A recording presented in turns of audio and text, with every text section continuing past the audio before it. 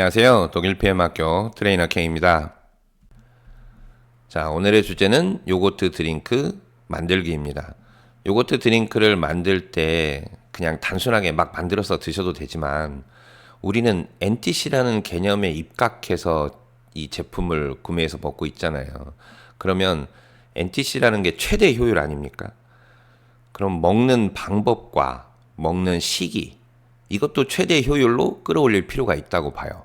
하물며 이렇게 만들어서 먹는 것은 제조법도 중요하다고 봅니다. 그래서 오늘은 단순히 제조하는 방법만 알아보는 것이 아니고요. 다른 것들도 같이 알아볼 거예요. 먼저 준비물들 알아보고, 두 번째 효율을 높이기는 제조 방법, 그리고 세 번째는 효율을 높일 수 있는 그 섭취 시기, 네 번째는 효율을 떨어뜨리는 부분들, 다섯 번째는 효율이 최대한 지속될 수 있는 섭취 기간, 이렇게 알아보도록 할 거예요. 먼저 준비물부터 알아보도록 하겠습니다. 먼저 요거트 메이커 다들 구매하셨죠? 두 번째는 그 용기 안에 들어있는, 요거트 메이커 안에 들어있는 내부 용기, 세 번째는 바로 유산균 요거트 드링크, 네 번째는 무지방 멸균 우유, 다섯 번째는 섞어 먹는 희석기, 뭐 아무거나 쓰셔도 됩니다. 여섯 번째는 뜨거운 물 약 1리터 정도가 필요합니다. 자, 이제 이 재료를 가지고 요거트 드링크를 만들어 봅시다. 내부 용기에 무지방 멸균 우유를 절반 정도 부어줍니다. 무지방 멸균 우유에 대해서는 영상 뒷부분에 자세히 설명을 드리도록 하겠습니다. 절반 정도 넣어서 채웠으면 이제 요거트 드링크 제품을 넣으면서 희석해 줍니다.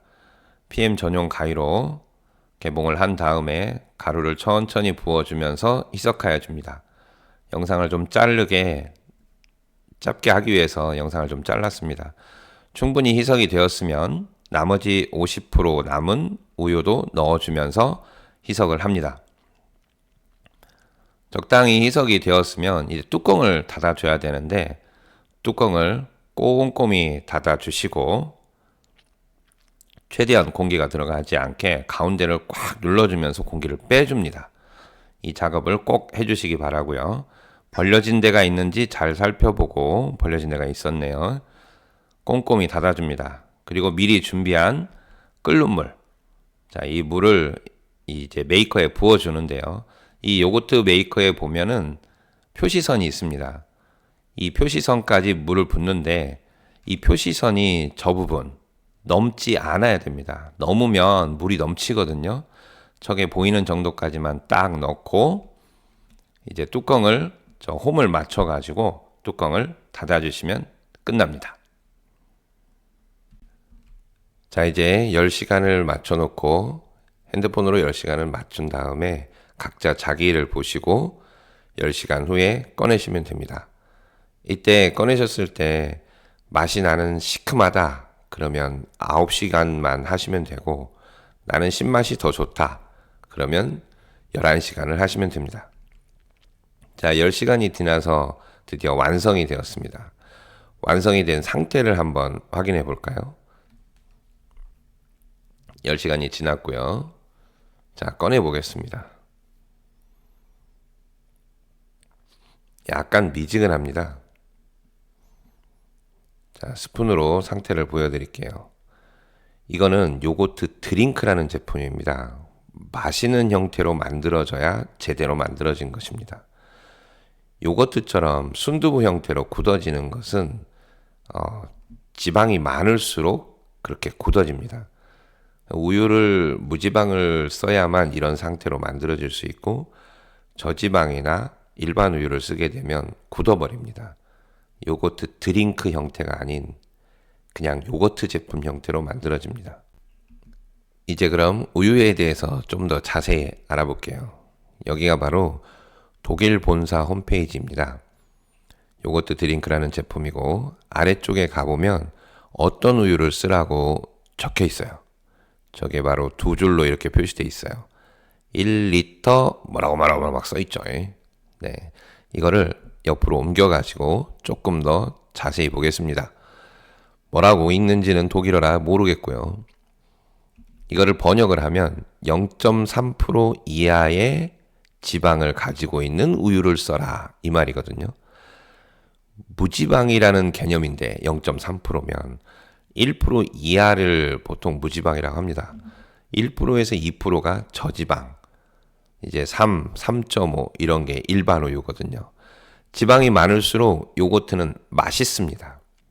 그러니까 일반 우유, 서울 우유나 이런 거를 쓰면 상당히 맛있어요. 그러나 이 독일 본사에서 지침사항으로 쓰라는 우유는 0.3% 이하인데 이거는 무지방이에요. 저지방이 아니고.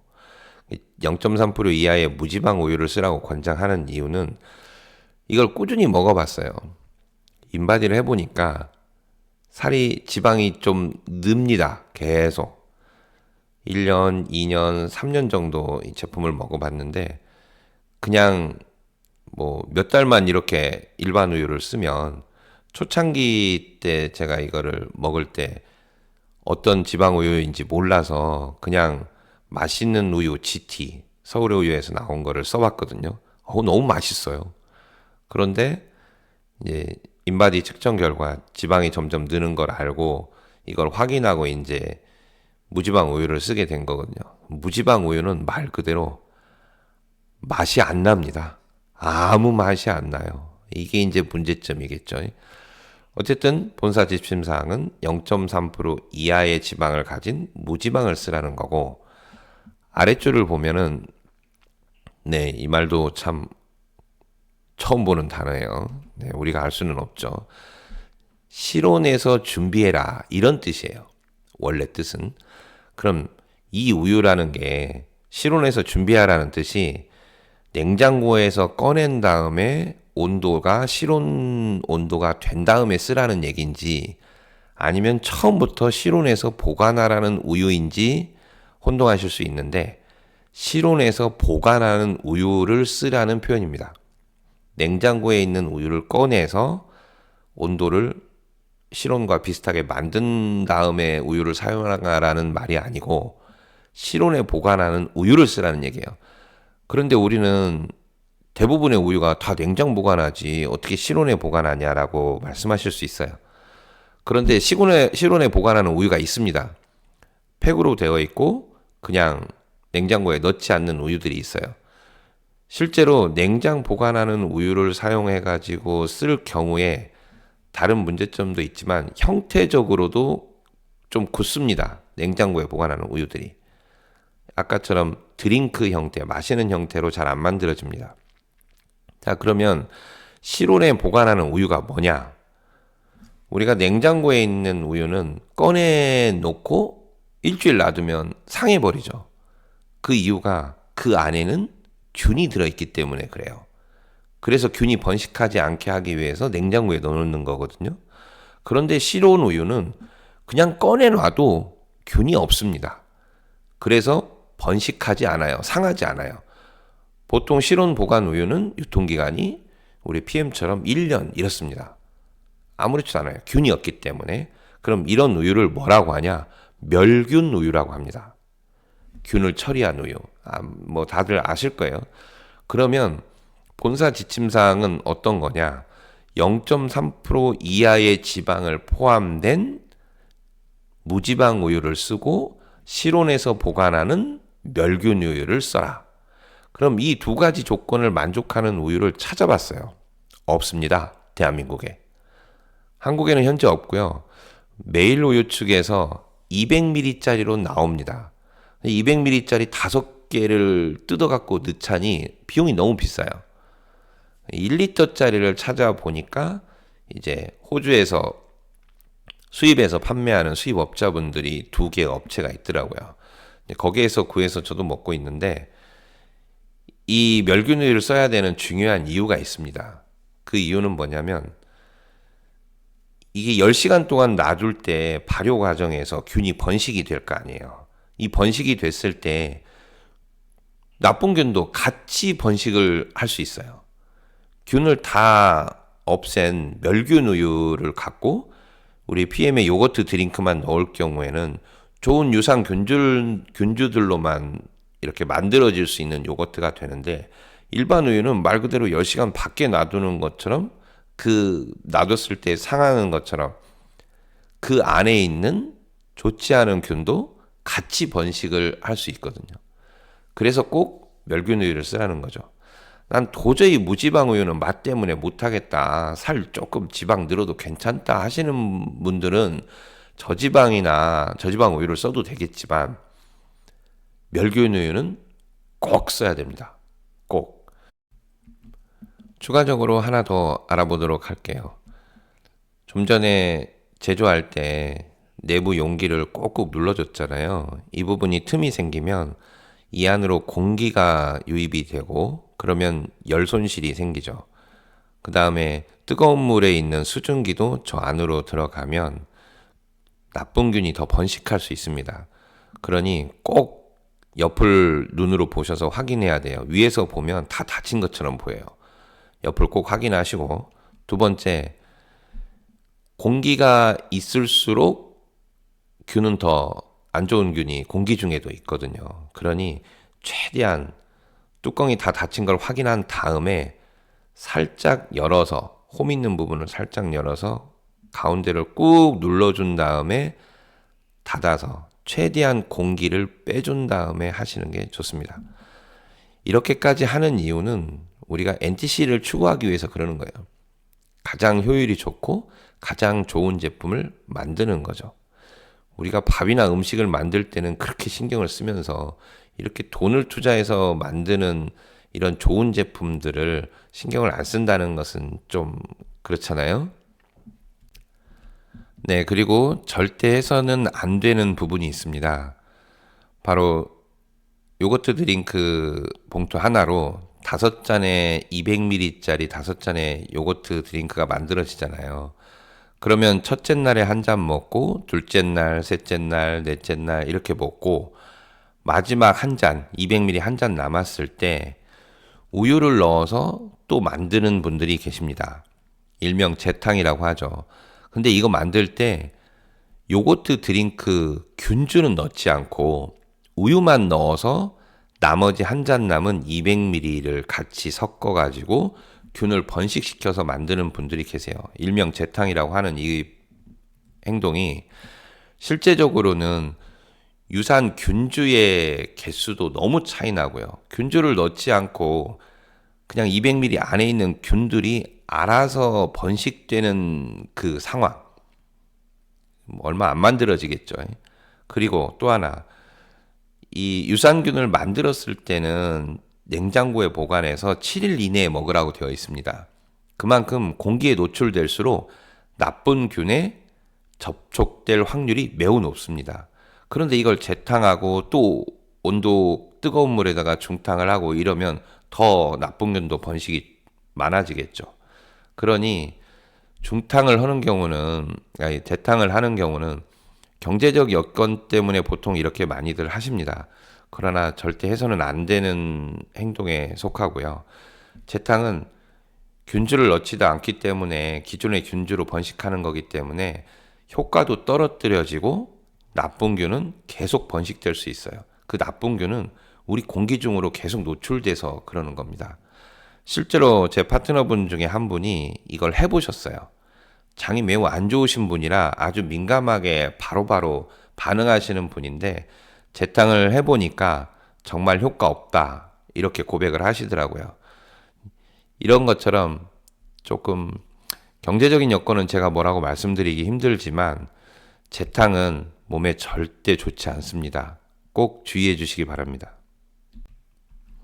네, 이제 주의사항은 다 알아봤고 섭취 시기를 알아볼게요. 가장 언제 먹는 것이 가장 효과가 좋은지 하루 일정을 이렇게 보고요. 이제 파워하고 리스 섭취 시간만 이렇게 적어놨습니다. 이런 기준으로 어느 때 먹는 게 가장 좋을까요? 유산균이라는 것은 위산에 죽는 것이 가장 큰 문제점이잖아요. 그러면 공복에 먹는 건데 그 공복에서도 실제적으로 가장 효과가 좋은 시간은 바로 취침 전 1시간 전쯤입니다. 자기 전에 보통 먹으라고 하는 건데 뭐 먹고 바로 자는 것은 좀 그렇고 1시간 정도 전에 드시는 게 좋습니다. 이 시간에 먹을 경우가 가장 고객님들의 반응을 보니까 효과가 좋더라고요. 아침에 드시는 분들도 계시긴 하는데 아침보다는 저녁이 훨씬 효과가 좋다 이렇게들 말씀하세요. 보통 처음 한두 달은 아침 저녁으로 2번 드시게 되거든요. 그러면 아침의 경우에는 파워 칵테일보다 먼저 드셔야 됩니다. 위산이 분비되기 전인 그 시간에 아침 식사 전 일어나자마자 바로 드시는 게 좋아요. 근데 이때 아침에 일어나자마자든 취침하기 전이든 문제점은 뭐냐? 냉장고에서 꺼냈기 때문에 매우 차갑습니다.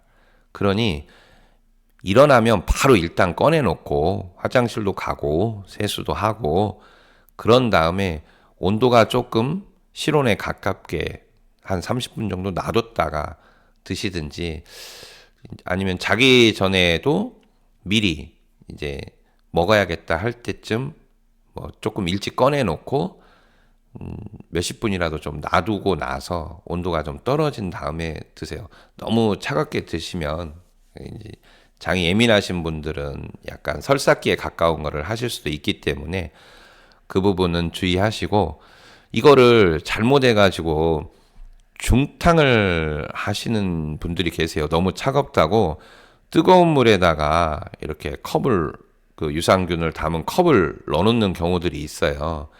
그렇게 하게 되면 유산균주가 싹 죽어버리는 수도 있어요. 그러니 이제 그거는 하지 마시고 그냥 실온에 좀 놔뒀다가 드십시오. 차가운 기가 없어지는 정도까지만. 실제로 어떤 분이 2주 정도 계속 설사를 하고 있다고 문의가 왔었습니다. 근데 이분 같은 경우는 잘 먹고 있었어요. 문제점이 없이. 그런데 갑자기 계속 설사를 하더라는 거예요. 복통이 있지는 않는데 설사를 계속 하길래 이제 문의를 하셨는데 그러면 그 행동의 변화가 무엇이 있는지 계속 이야기를 나눠봤더니 너무 차가워가지고 뜨거운 물에다가 이 요거트 드링크 컵을 좀 담궈놨다가 드신 거예요. 그럼 균주가 너무 고열 때문에 다 죽어버린 거예요. 죽어서 그 죽은 시체를 먹으니까 그냥 다 쏟는 거죠. 이 그렇게 하지 말고 그냥 실온에서만 하라고 했더니 괜찮다고 하더라고요. 너무 차가워서 뜨겁게 먹으려고 하는 그 행동 자체가 오히려 균을 다 죽여버리는 수가 있습니다. 그러니 그거는 안 하시는 게 좋습니다. 네, 주의사항 2가지를 빼먹어서 다시 영상을 추가했습니다. 먼저 첫째는 뜨거운 물을 요거트를 이렇게 우유하고 희석해서 만들어 놓은 다음에 뜨거운 물을 넣고 바로 요거트를 넣어버렸을 경우에 이 내부 용기가 이 열기에 의해서 울어버릴 수가 있어요. 물컹물컹하게 변형이 될 수 있어요. 그러니 뜨거운 물을 끓여 놓은 다음에 요거트하고 요거트하고 우유를 희석하는 시간을 갖는 게 시간이 딱 맞더라고요. 그런 다음에 뜨거운 물이 펄펄 끓고 나서 조금 한 1분이라도 시간이 지난 다음에 넣어야 이 플라스틱 용기가 너무 울지 않아요. 바로 펄펄 끓는 물을 넣어버리면 울더라고요. 그런 부분 참고로 알고 계시고, 두 번째로 200ml 이게 무지방 우유를 쓰다 보면 맛이 안 난다고 그랬잖아요. 맛이 없다라는 개념이 아니라 없을무, 맛이 느껴지지 않는다. 그냥 맹맛이라고 하죠. 그래서 여기에다가 각종 과일들을 넣어서 드시는 분들이 있어요. 아침 식사 대용으로 먹는다라고 한다면 그럴 수 있지만 우리는 유산 균주를 지금 장 환경을 위해서 넣는 게 목표잖아요. 맛 때문에 저걸 넣는 건 이해할 수 있겠지만 실제로 그 위산이 분비시키는 부분이기 때문에 별로 권장드리고 싶진 않습니다. 솔직히. 자기 전에 특히 먹을 때가 효과가 좋은데 자기 전에 저곳에 꿀이나 과일들을 넣어갖고 먹는다? 그냥 상식적으로 생각해 보셔도 아마 제가 무슨 말을 하는지 아실 거예요. 아침에 샐러드나 이런 데다 드레싱처럼 요거트를 뿌리는 거는 사실 본사에서 나온 제품 중에 요거트 드링크 말고 요거트라는 제품이 따로 있습니다. 이 요거트 드링크 제품은 제가 권장드리고 싶은 건 아무것도 넣지 말자. 꾸준히 먹다 보면 맛은 적응해 갑니다. 이 음식물하고 같이 섭취했을 때 유산균이 잘 살아난다? 그렇지 않습니다. 절대로. 드링크 형태로 마시는 것도 위산을 피하기 위해서, 바로 통과하기 위해서 드링크 형태로 우리가 만들어서 먹는 거고, 그게 최대의 효과를 낼 수 있기 때문에, 저도 초기 때는 과일을 넣어서 먹었지만, 저거는 비추천입니다. 네. 네, 마지막으로 유산균을 계속 먹어야 되나? 이 부분에 대해서 이야기 나눠볼게요. 우리 장 환경 속에서는 유익균과 유해균이 있죠.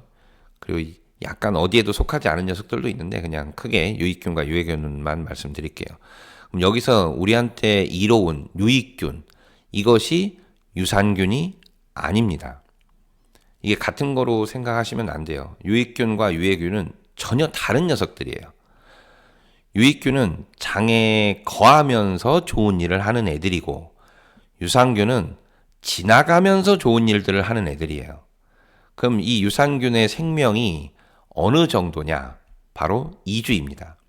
2주가 지나면 우리가 섭취한 유산균은 남아있지 않아요. 없어요. 유익균은 계속 남아있습니다. 유산균을 계속 공급해 주면서 유익균한테 도움을 주는 건데, 유산균 자체적으로도 하는 일이 많고요.